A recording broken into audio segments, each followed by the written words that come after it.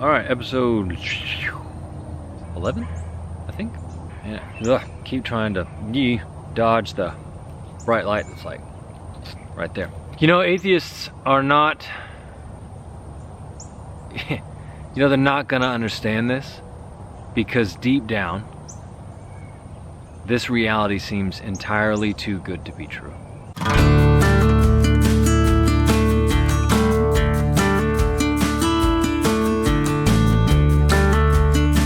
What's up, my people? Welcome back to the channel. So very glad you're here, and I hope that you are having a glorious day, because it is a beautiful, like just really ridiculously beautiful day, and entirely too pleasant for August, because normally this point in the day in August I would have already sweat out my shirt. But this is a beautiful day. So I hope you're having a beautiful day wherever you are. A couple of quick updates on the studio. Man, it has been a cool week. A deeply encouraging week, because early in the week I found out that I sold not one, but 3 of my watercolor paintings within the last few days. And that is a feeling that I hope never goes away. You know, the life of an artist is one in which you spend a lot of time by yourself in the dark of night while everybody else is asleep, working on creating something that is beautiful and meaningful and hopefully touches the hearts of people that see it. And it's an investment of self and of time that you don't know for sure whether or not it will be appreciated and or welcomed into the homes of others. And so when people purchase my artwork, when they choose to take their hard-earned money and spend it on something that I've created, man, that just like lights me up inside. And I really, truly hope I never lose that feeling. I hope every painting feels like the first painting I sold, which is just a cool feeling. So that's been really, really encouraging to see these 3 pieces of art that I made by God's grace go into the homes and businesses of others. You know, I remember, this was a few years ago, I remember sitting there and thinking, someday,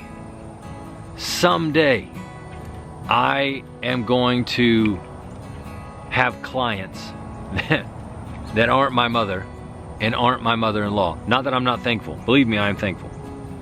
But someday I'm going to have clients that aren't family. And man, it's cool. It's cool when that happens. So, super excited about that. Finished an icon recently. That is going to go to the patron that commissioned that here in the next couple of days once all of the egg temper is cured. And then we start the next one. Man, like it's non-stop. We just make one and then we go make the next one. And it's a lot of fun. It is a lot of fun. I just love being an artist. If you're an artist out there and you're struggling through the grind, just be encouraged. Keep going. Keep going. God is faithful to take the work that we make and utilize it for the good of His kingdom. So keep going. Keep making. Keep creating. So that's the studio. Just a few small updates there. But today I want to talk about probably what is my favorite thing to share with people. You know, and I've been blessed to have the opportunity to do mission work in foreign countries.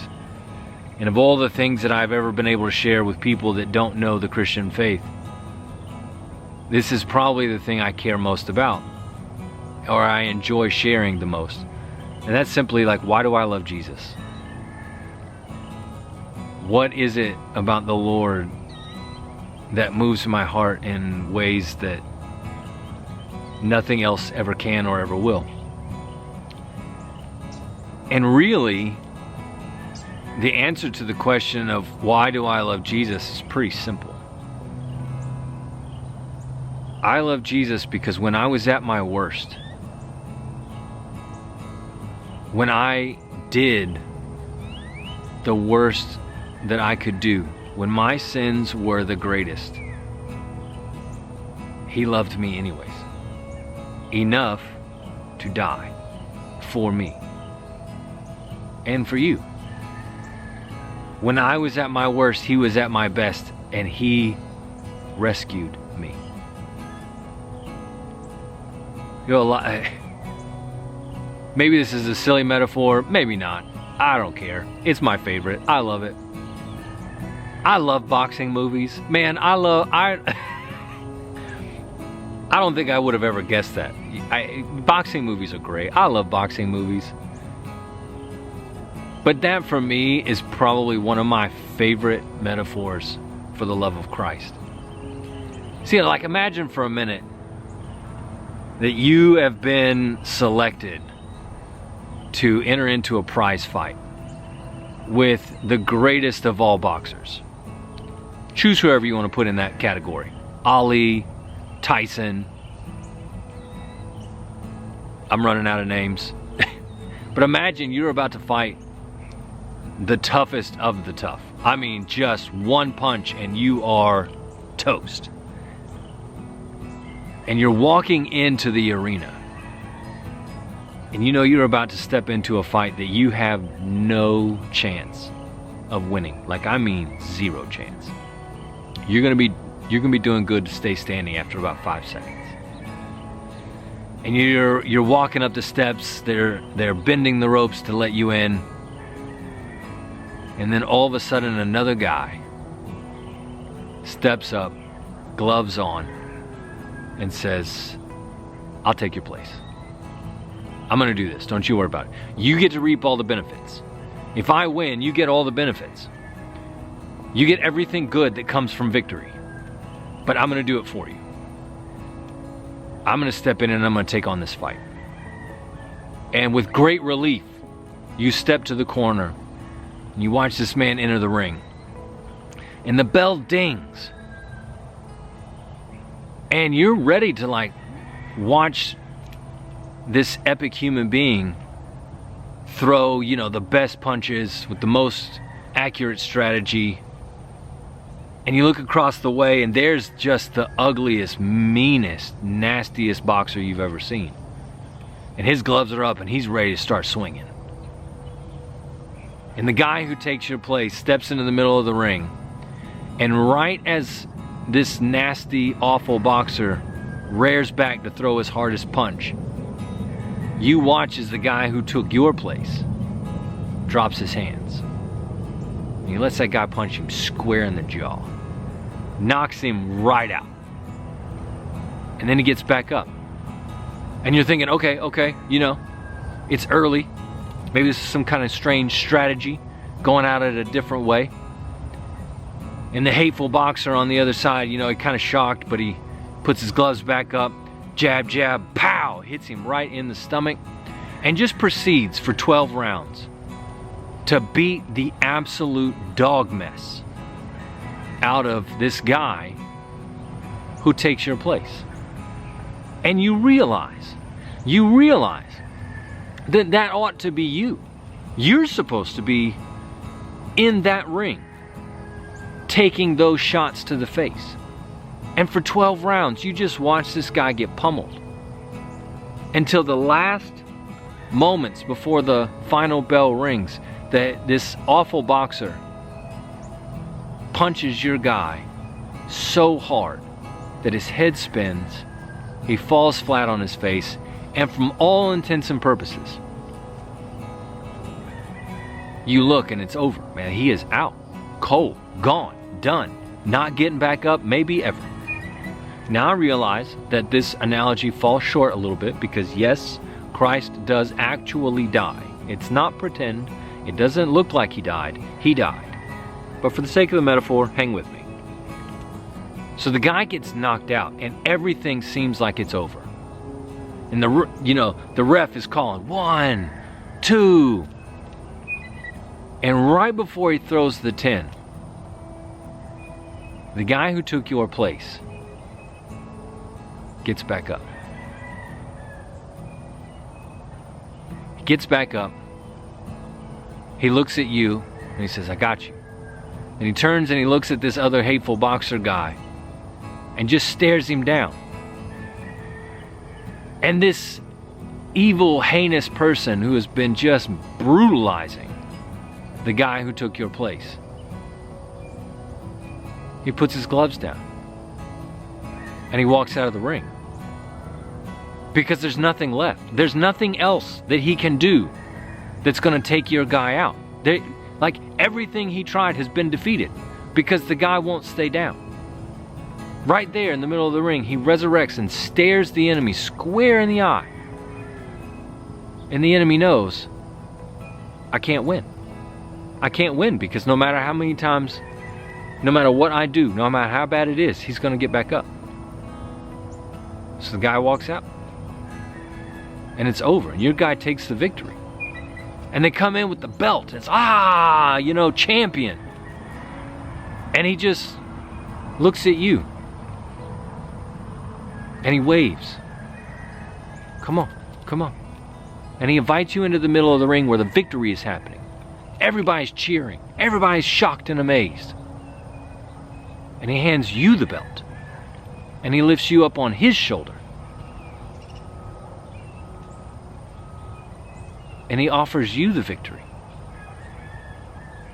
And all you have to do is just stand there with him. All you have to do is just be with him in the middle of his victory.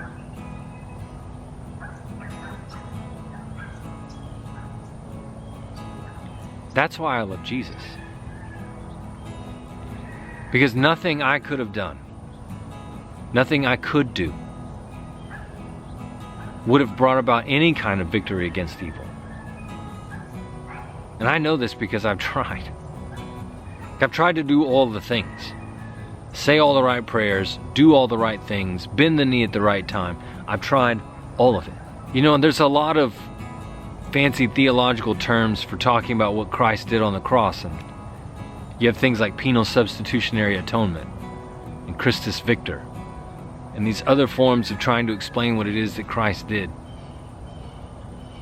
And I don't personally believe in the strictest form of, what we call penal substitutionary atonement, meaning there was a law, it was broken, and it's my fault. And Christ paid the debt. I don't adhere to that exactly as it's most often described. I am more of what N.T. Wright would call a proponent of Christus Victor. Christ is the victor. And that's why I love watching boxing movies, because every time I watch one, I am reminded of the reality that I deserve to have my face beat in by the devil. Because, woe is me, I am a wretched sinner.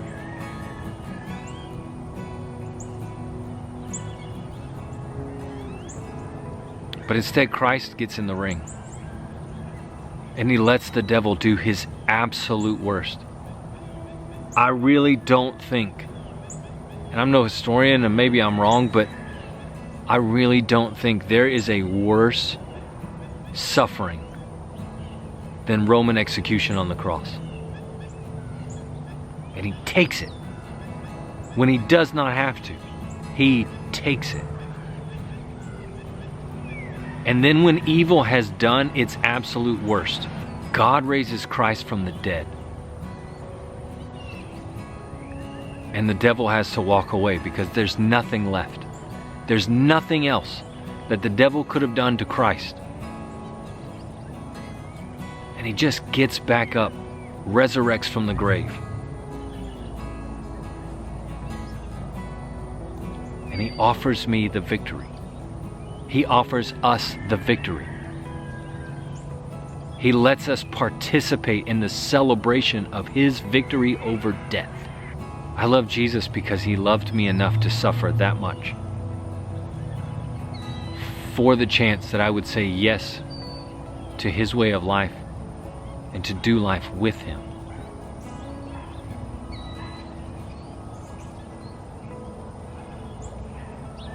That's one of the reasons I love being Catholic, because every Sunday I get to kneel and be reminded of the victory that Christ won on the cross, and my invitation, the invitation given to me, that I may participate in his victory for all of eternity. When I deserve to be spending the rest of eternity having the dog mess beat out of me by the devil and his minions, I get to stand with Christ in the beauty of his kingdom and celebrate his win over evil. That's why I love Jesus. Because he loved me to that degree. And no matter how many times I fail him, no matter how many times I choose evil over his goodness, his love for me will never change.